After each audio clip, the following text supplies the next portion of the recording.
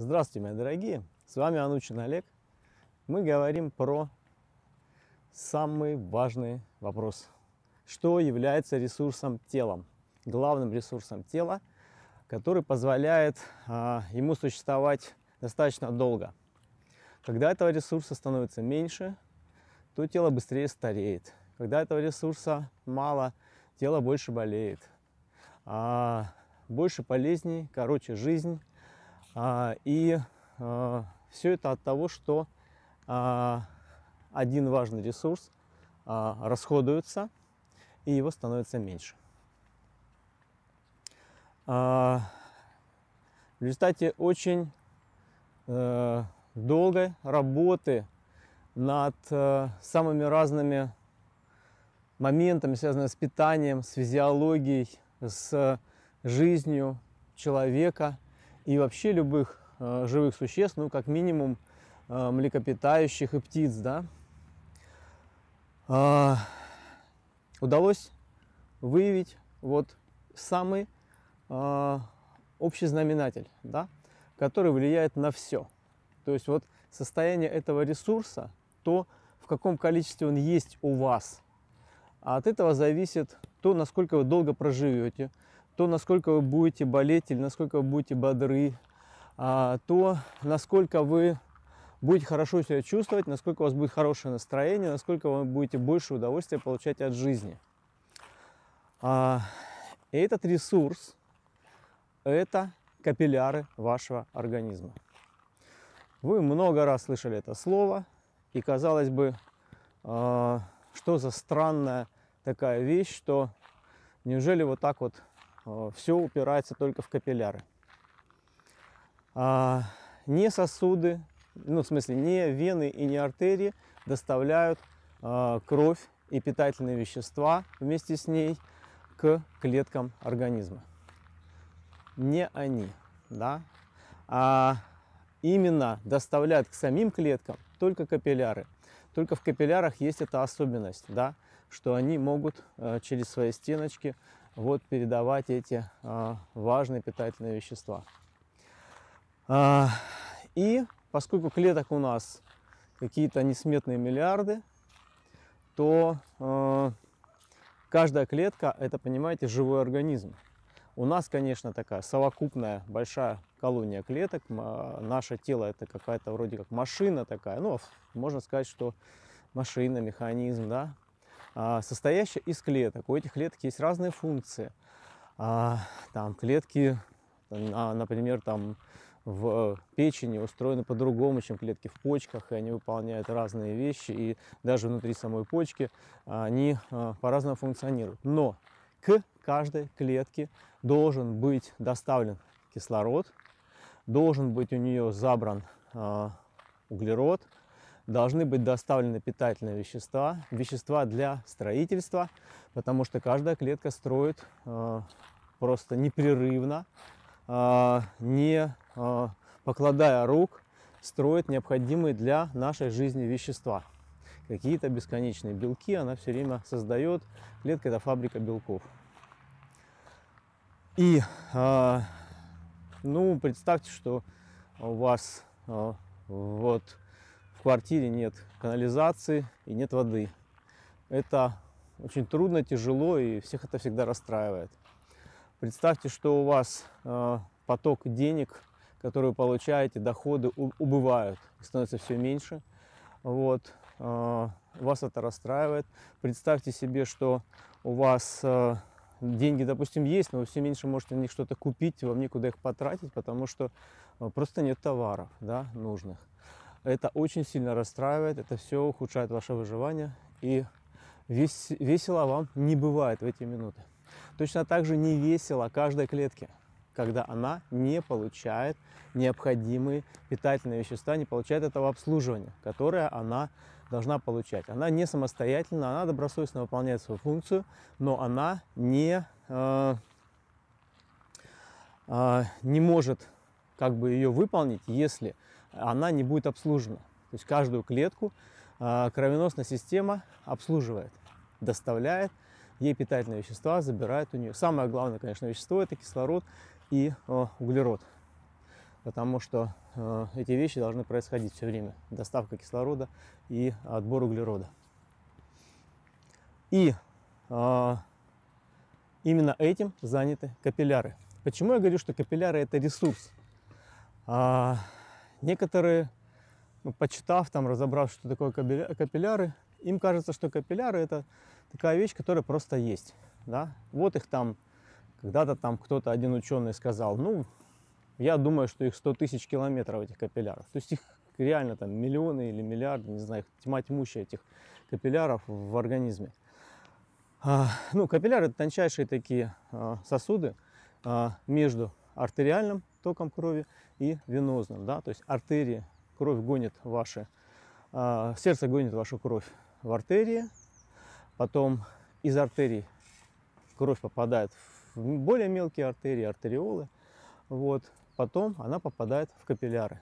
И в капиллярах происходит обмен, отдача кислорода и забор углерода, и потом уже эта кровь уже попадает в вены, и по венам идет опять к сердцу. И вот этот цикл, он все время получается. Когда кровь отправляется венозная в легкие, она наоборот насыщается и становится артериально вот этой красной яркой кровью. И все это происходит в капиллярах, весь этот обмен, весь этот переход. И капилляры мы, человек, говорю, что оценил, что их 100 тысяч километров. И так эта цифра ходит. На самом деле Александр Чижевский это все произвел более точную оценку в своей книге «Динамика движущейся крови». И там он сделал оценку раз в 10 или в 7 меньшую, То есть в пределах 20 тысяч километров. Все равно это очень много, это просто огромнейшее количество, огромнейшая сеть. Причем сами-то они короткие. То есть, что с того, что общая длина такая большая. Сами-то они короткие. Их просто очень много. И почему это является главным ресурсом? Потому что не все они в каждый момент времени свободны настолько, чтобы по ним протекала кровь. Не все. И в этом-то проблема есть. Когда человек молод, когда он совсем ребенок, у него капиллярчики выстроены, и они в основном все работают, все функционируют. А потом, в течение жизни, получается так, что у нас какие-то неизбежно капилляры закупориваются. Процесс этот происходит постоянно. Это постоянно протекающий нормальный процесс в организме. Все время происходит какая-то закупорочка, потом растворение этих сгустков. Закупорочка и растворение сгустков. И когда процесс закупорки этой, тромбообразования, является более быстрым, чем процесс растворения сгустков, общая проходимость капилляров уменьшается, и количество клеток, которые недополучают каких-то необходимых веществ, увеличивается.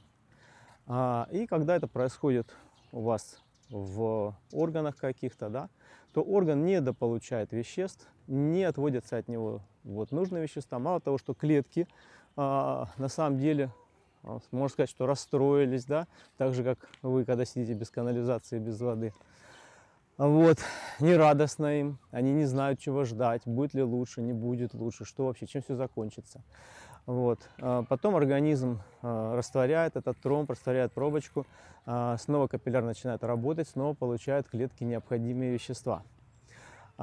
Ведь клетка не соединяется с капилляром напрямую. Капилляр выпускает необходимые вещества в межклеточную жидкость, даже нельзя сказать. Это не жидкость, это что-то вроде такого желе, называется межклеточный матрикс.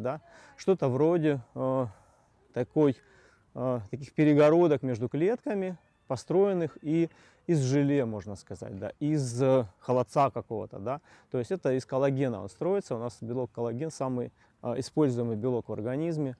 Значит, до четверти общей массы белка вообще всего в организме это коллаген. Из него это все строится, и вещества попадают в этот межклеточный матрикс, и потом их клетка затягивает.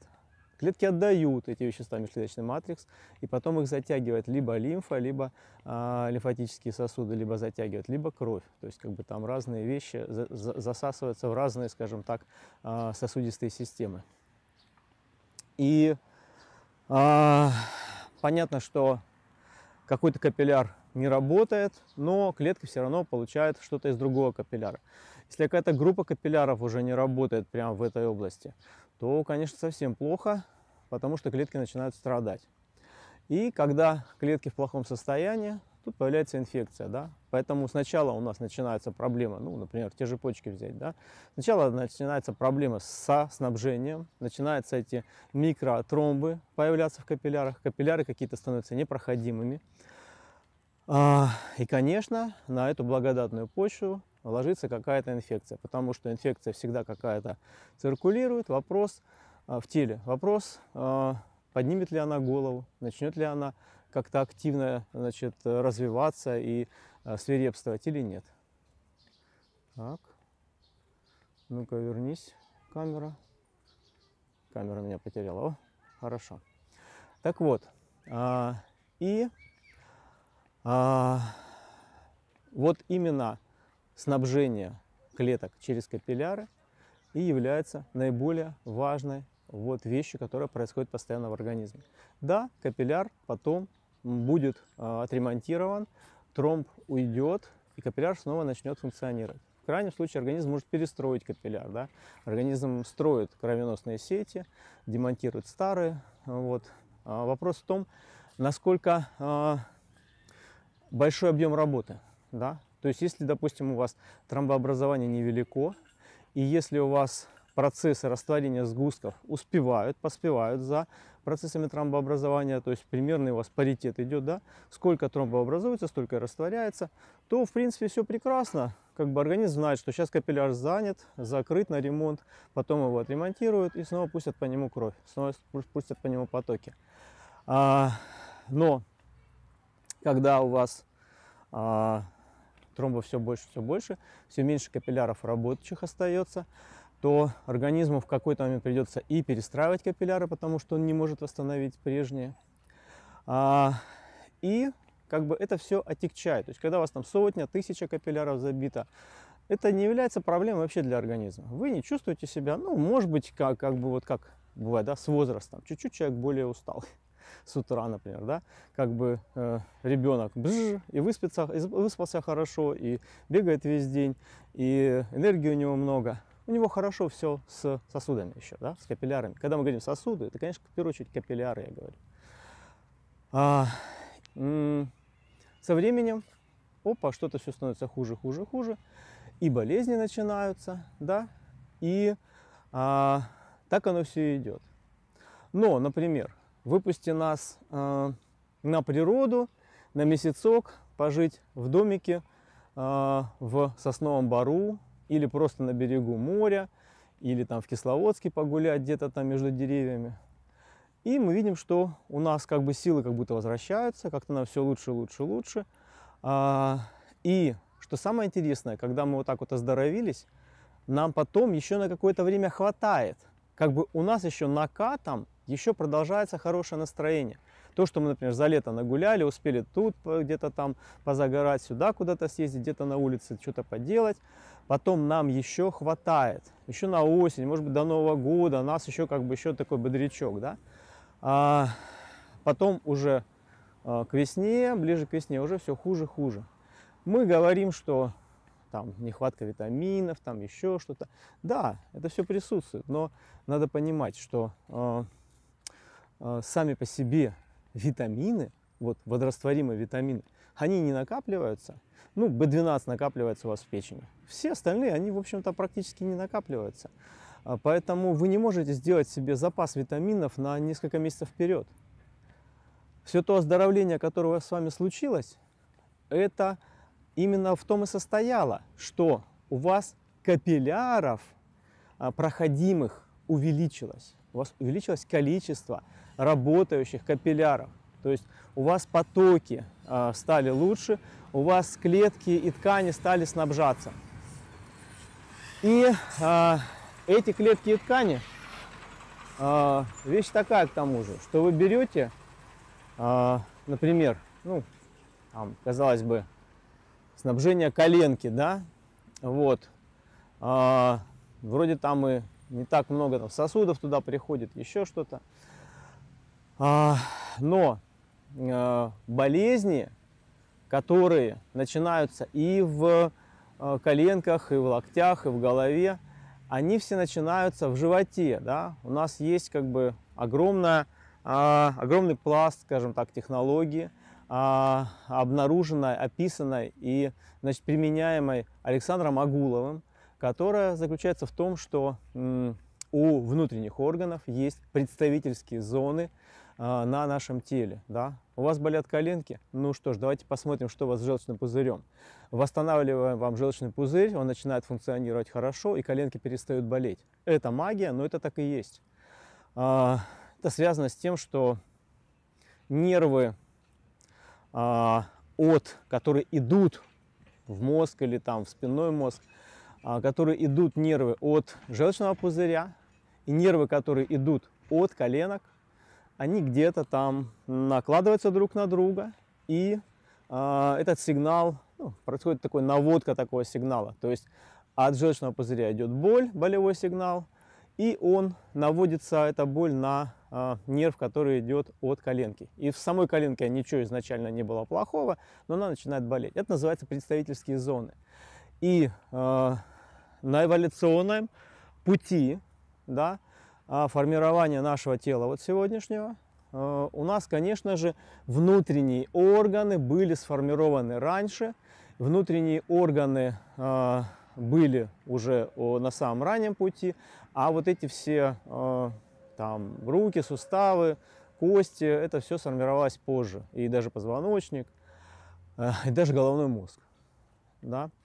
Поэтому внутренние органы снабжены огромнейшей сетью капилляров, там происходит огромнейший обмен, происходит забор питательных веществ из кишечника, происходит забор жидкости из толстого кишечника. В общем, огромное там количество капилляров и лимфатических узлов, да, то есть как бы сосуды прям все сосредоточены в животе, вокруг органов.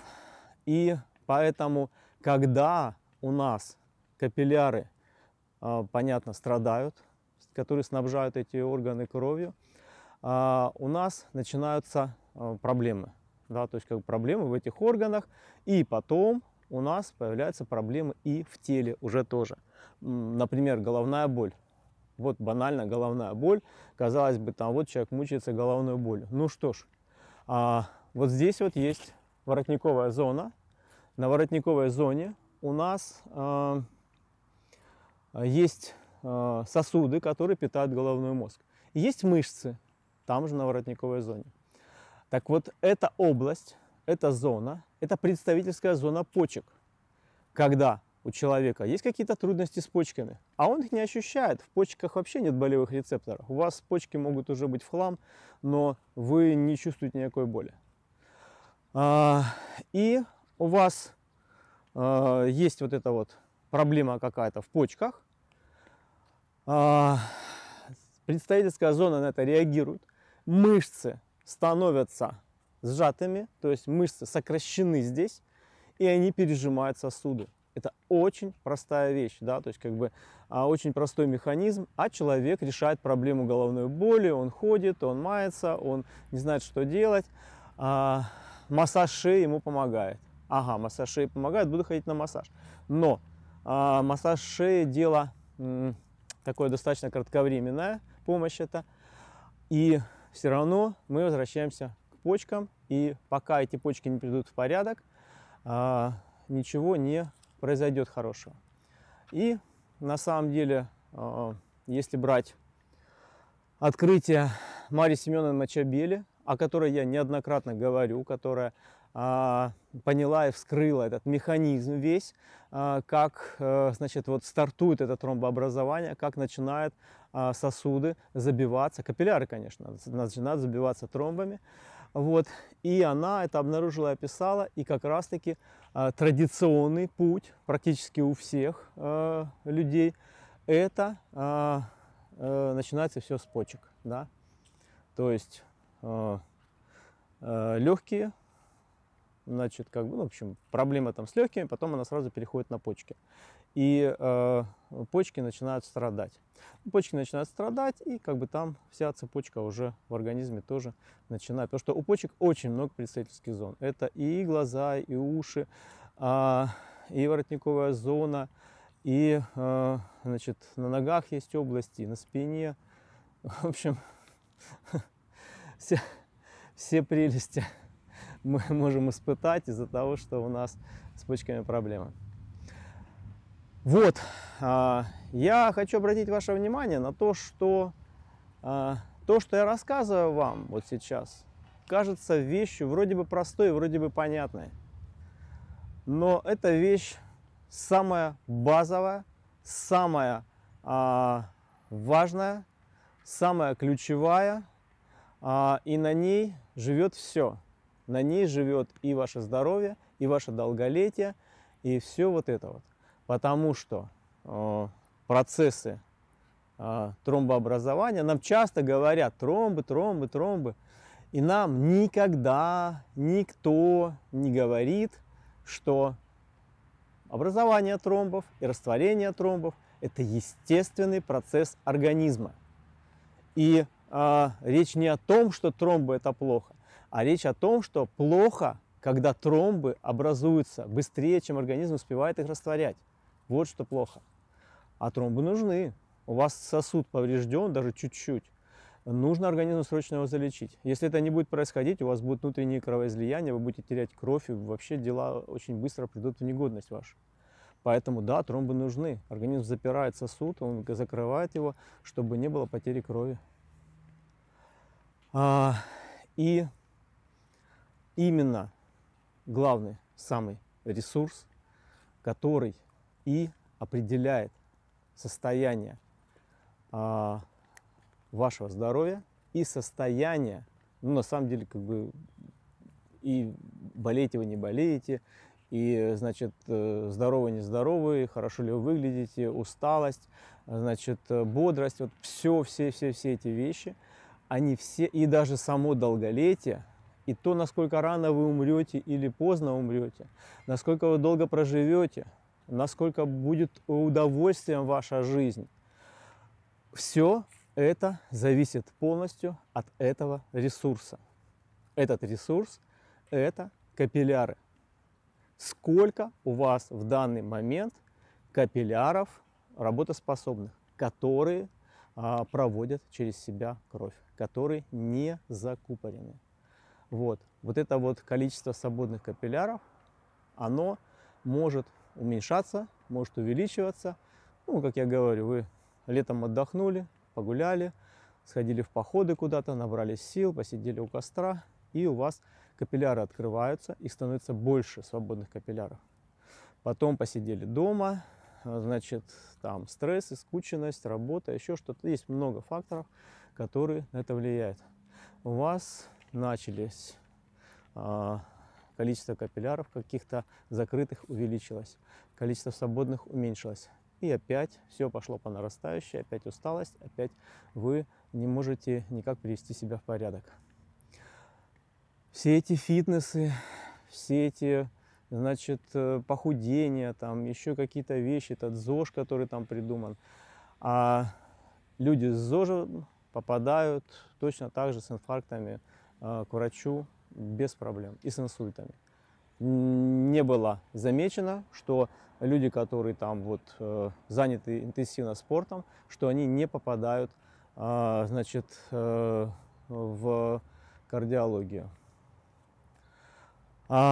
И что делать, как бы какие важнейшие есть вещи, которые сохраняют ваши сосуды, которые сохраняют ваши... Ну, кстати, у нас от сердечно-сосудистых заболеваний 50% смертей. Больше половины людей, у них просто это установленный диагноз, который дает им посмертный. Это какие-то проблемы с сердцем и сосудами. Это инсульт, это инфаркт, это что-то с сердцем случилось. Вот.